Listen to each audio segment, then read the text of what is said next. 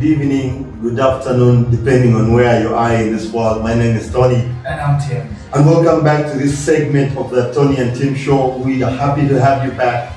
Always grateful to bring you our insight, analysis, and look into the weekend of the biggest games across the globe. But this weekend in particular, we bring to you another very, very scintillating, mouth-watering clash at Old Trafford. Manchester United taking on the table toppers, Manchester City.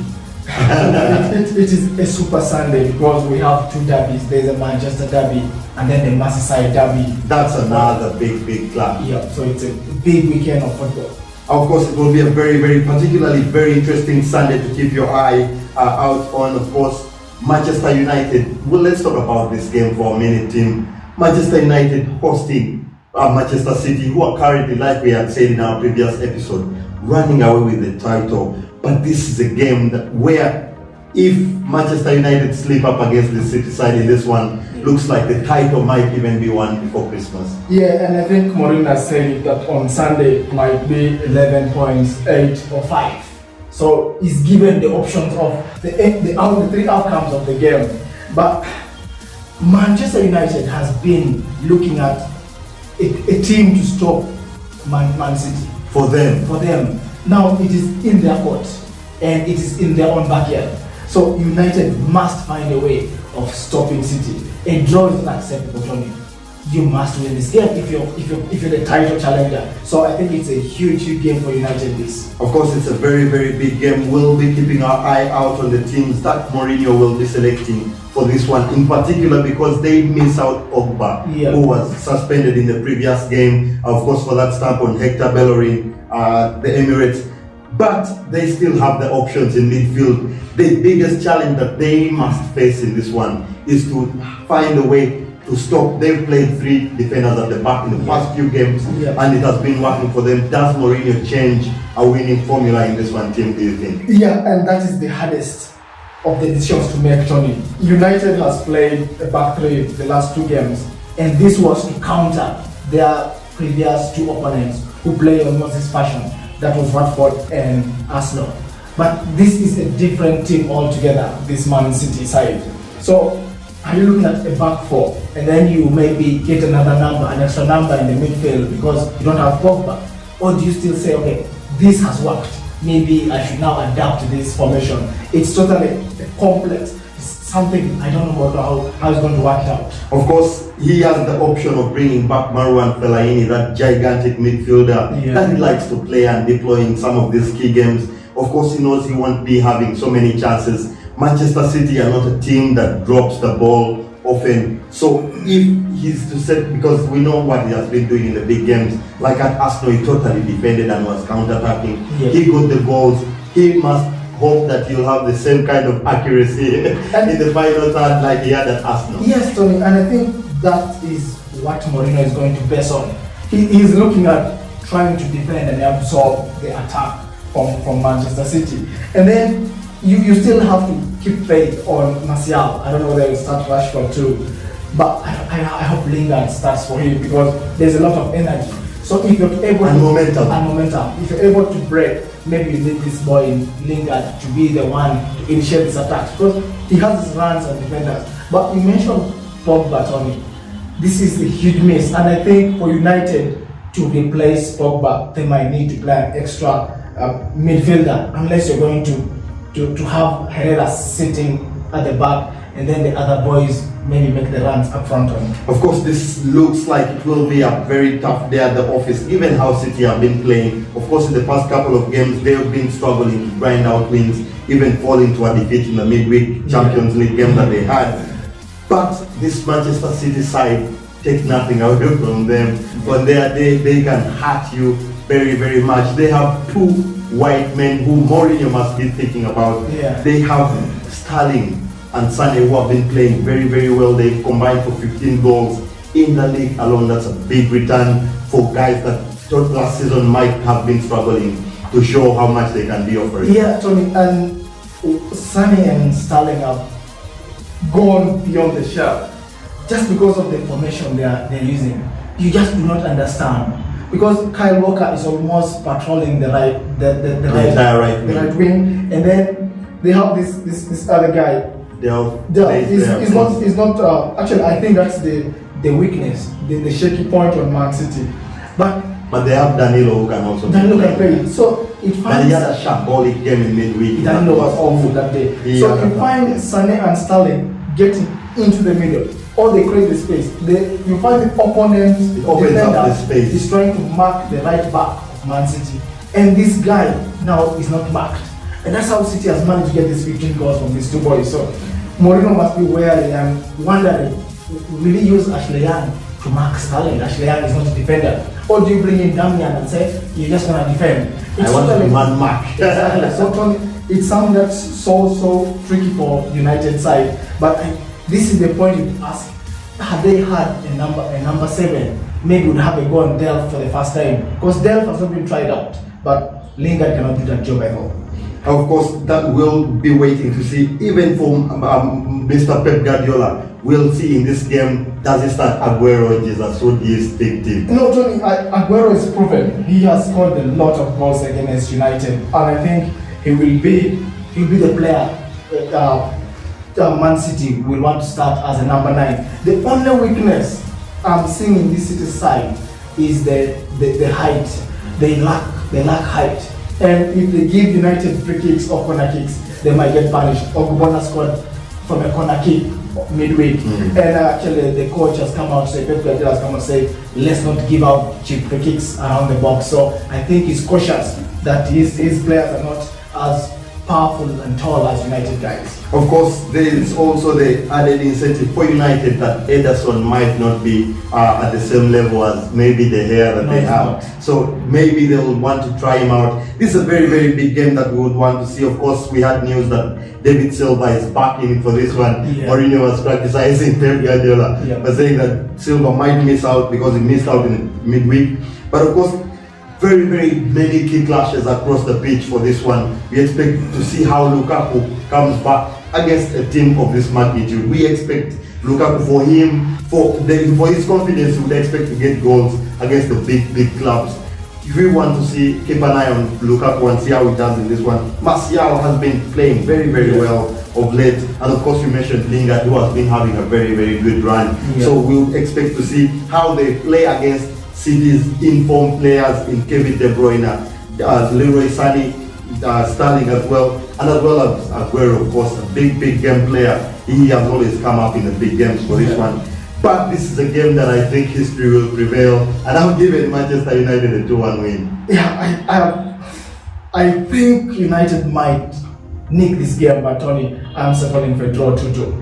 Of course, that will be a very, very big game coming late on Sunday evening after a mouth-watering clash also at St. Mary's early in the day, Arsenal visiting Southampton. Yeah, this is actually a curtain raiser. It's a game that takes us through the Sunday. It's the first game. And Southampton has been a good team of recent. We've seen them, they drew against Bournemouth on midweek, but they had a good game against Man City where City won, I think, right at the death. You would think Arsenal might not have enough space when they visit the St. Mary's. These guys, I watched them against Man United, they won 1-0, and they had to just defend that game in the last minutes. Arsenal has been firing, and I think we've said this in the previous episode, the way they played against United, if they can replicate that performance again, Tony, I am tipping Arsenal to have a win at the St. Mary's. But it's a hard game, Tony. I don't know what you say about this one. This one will be definitely tough. Like you mentioned, Southampton have been resurgent in past couple of games. They've missed some couple of big chances to go higher up the table. They find themselves like in 11th place. But Arsenal bounced back very well from that Manchester United defeat, in which they played very, very well. They beat Bate Borisov in last night's Europa League clash 6-0, meaning they have that momentum to go forward. And I think they'll be able to win this one 3-1. So I'm not sure, but I've again gone for another draw. I've gone for 1-1, Tony. Of course, it will be very interesting. And of course, immediately after that game, we'll have another big derby, Merseyside derby, Liverpool hosting Everton. An Everton side that has been resurgent as well in recent games. They had another moral-boosting win in the Europa League last night. They beat Apollon 3-0. in that one, and they won at the weekend as well. So this will be a very interesting game. But they go to a Liverpool side that is beating everyone left, right, and center. They had a big game also in the midweek. Big result. They thrashed their Russian opponents by 7-0. I expect a similar thing to happen. Everton have not been so convincing at the back when they visited teams that attack. They played a bit well with teams that don't really attack, and I'm going for 4-0 in this one. Yeah, Tony, the game has come so soon for Everton. Had it been maybe 2 or 3 more games for some other guys, I would thought maybe Big Sam would be able to conjure something against Liverpool. But this is the 3rd game he's going to be managing. Didn't manage the 1 win over the weekend. He stayed back in England. But Everton will be able to try and defend. And if Big Sam wants a result from this, he has to take route 1, just defend. Because these Liverpool guys, Coutinho, Firmino, Mane, Salah, they are unplayable, Tony. They are scoring for fun. They are the new Man City in scoring. They're the new Man City. They're getting goals, and just like you say, I see a Liverpool win all day, and I've gone for 3-1. I just think maybe Everton, due to the Liverpool leaky defense, can get a goal, but Liverpool 3-1. Of course, my biggest issue with Everton is they've not had a lot going forward, especially in the Premier League against big defenders. And that will be a pro. Of course, we've seen in the reports coming out, they have put a 60 million offer for Aubameyang from Borussia Dortmund, who is desperate to get out of that place. So we'll wait and see what happens. We'll follow that story as well. But I think this should be a routine Liverpool win. Of course, we'll keep an eye on that one. And on Saturday, before all those Sunday afternoon games, we have big games with Chelsea kicking off with another derby, another big London derby. West Ham hosting them, of course, at the London Stadium. Tony, I told you before we came to the show that I see a West Ham win. I want to give my prediction first. I'm going for 2-2. I've been told that. But Moyes has to get results. Tony, Moyes was brought in to West Ham to keep them alive. They are still in the relegation 19th place. Exactly. And if this team cannot get results, it's not again about winning the teams around you. It's about winning any game for West Ham. And you can only start winning if you win at home. Just like Crystal Palace, their first win was against Chelsea. And I think Moyes will sit his team and say, guys, yes, Chelsea is on form. The team that Crystal Palace met is not the team we're meeting today. Yeah. But we have to get weaknesses. We must put them on the back foot. That's why I think they may not win, but they'll get something. Of course, we will hope very good, because West Ham is a team that everyone likes. So we will hope for a very big upset. That will be a major upset for a Chelsea team that has gotten into their groove of late. And like we said, they would like to keep up the pace on the top 2 sides. This should be a game for me that I think Chelsea should be able to grind out, even if they are away from home. They are still in London, and I'm sure they can still get a 1-2 win. So we'll keep an eye on that one. And of course, immediately after that one, we'll see another very big team in Spurs, currently in 6th place because of that poor run in form that they've had of late. They will be taking on a Stoke side at home, a game that I think they should be able to win 3-1. Of course, they had a morale-boosting win in midweek that we had thought if they get that win, it can get them back on track. We had Fernando Llorente finally getting a goal in a Spurs shirt. I think they can be able to win this one 3-1. I think Spurs should see this game off. Yes, Stoke is a boggy side. Sometimes they can frustrate you when you're attacking, but I go for 2-0 Spurs. Of course, Stoke has not been having very big fortunate times in the league also. So we should wait to see how animated the team might be. Shaqiri in particular has been standing out in the past couple of games, scoring a few goals, almost better than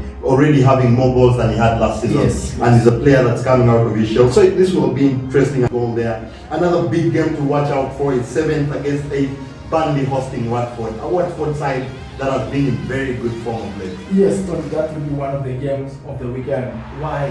One team is so good defensively, and I'm talking about Burnley. But when you look at Watford, they're so good going They're forward. so good attacking. So this is a game where we shall see one side want to attack, and then side saying I'm too good in defense. And the problem for these other guys of Burnley, sometimes they believe in getting 1 goal from it, and then you go and defend. That's why I've gone for a 1-1. I think they'll get the goal, but Watford should be good enough to come in and equalize this. And this is a game that I think that Burnley will struggle and ensure that these guys don't go ahead of them. They can't really find themselves just 3 points apart, 7th and 8th. And I think that Burnley can be able to see out this one team. I've also gone for a 2-2 draw. So that we will be keeping an eye on that one. It's a very, very big game, mouth-watering in fact. And then after that, we'll have Crystal Palace taking on Bournemouth. Crystal Palace win 2-1. I think Crystal Palace will still struggle in this one. I hope that they do well. They find themselves in 18th. They've definitely gone off the bottom. They've pushed Swansea further back. Yeah. But I see a loss for them in this one. I've gone for 2-1 win for Bournemouth. Sure, work this out. I think Crystal Palace has picked the group and they're starting to make baby steps. Soon they'll be walking. Of course, I love Bournemouth, and maybe that's why I still go for Bournemouth wins every week. I hope that they do well. Huddersfield take on Brighton. Yep. At home. I think this were the best two teams in the lower division last season. So I would expect these guys to engage themselves like they're having a championship game, knowing that the result they get will boost their survival. These two guys will be competing come the later stages of the season on who will be relegated and who stays. So I've gone for draw. I think everyone will try to fight out and it's a good fight. It's of course it's a very mouth-watering clash as well. I think it's the first time we are seeing teams that just got promoted playing each other. Yeah. It's going to be very interesting, but I think David Wagner has fallen off a bit. Yeah. He started the season very positively, and I see momentum being built by Brighton. Mr. Chris Hutton trying to do as much as he can to stay in the league. He's currently in 12th place, which is a very, very big, admirable return for them. 17 points already, and I think they should be able to get the job done in this one. I've given them an hour 1-0 win. We'll wait to see how that pans out. 20th place Swansea host West Bromwich also on Saturday evening, 1-3. No. These guys have to have a win at Liberty. Paul Clement must have a win. Tony, if you cannot get a win against West Brom, then a team that's almost in similar then you should be place. communicating to the fans that this could be the same going down. West Brom has been battling. We've seen them firing Tony and recent, but these guys have win. Swansea must find a way. Bonnie must start delivering. He was there. Big game player. It's a big game player. Teams around you should be able to win. So I think they will be able to get something. They cannot win, I think, but to draw. Swansea still have Paul Clement. Means for me that there is not too much that they can.